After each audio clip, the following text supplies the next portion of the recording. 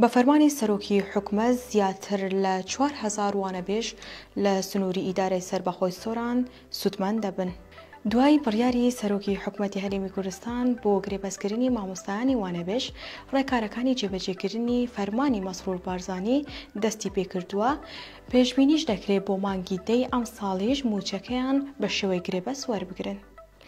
ئەحمەد گەرمیانی سەرۆکی یەکەتی مامۆستایان ڕاگەیاند پرۆسەی گرێبەستکردنی مامۆستایانی وانەبێژ بەردەوامی هەیە لەلایەن وەزارەتی پەروەردە کاری لەسەر دەکرێت.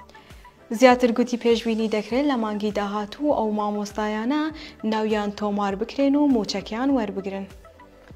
ئەحمەد حەمەدەمین بەرپرسی ڕاگەاندنی بەڕێوەبەرایەتی گشتی پەروەردەی سۆران بەزاری کرمانشی گوت 4310 وانەبێژ لە سنووری بەڕێوەبەرایەتی پەروەردەی سۆران هەن و لەم بڕیارە سوتمەن دەبن.